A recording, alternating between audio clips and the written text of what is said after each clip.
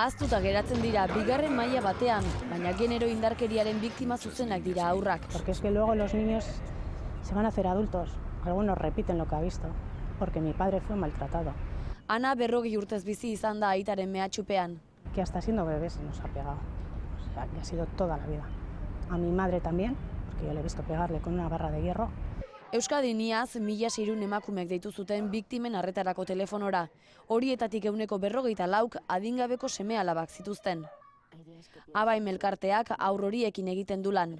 Umeek normalean triste egoten dire, eskolan be hasten dira frakaso eskolarrak ukitzen, beste umeekin be hasten dira txarto konportatzen eta tratatzen badugu gauza horiek gero eta txikiagoak direnean hobe.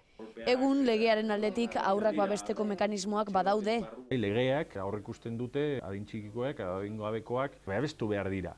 Gertatzen dena da batzutan lege horiek ez direla kontuan hartzen, ez direla aplikatzen, eta batez ere nik nabaritzen dudana da erakunden arteko koordinazio eza. Espainiako gobernuak gaur aurkeztu duen plana positiboa dela uste dute guztiek, baina ez nahikoa. Y no sirve para nada. ¿Qué pasa? ¿Que no valemos para nada? No tenemos la culpa de que en mi caso mi madre haya dado con una persona así. Eraginkorragoa izan daitekeela hemen Euskal Autonomia Erkidegoan neurriak hartzea. Erakunde guztion artean, protokoloak eratzea, guztion zeregina koordinatzeko. Guztia errurik ez dutenek sufrimendurik jasan ez dezaten.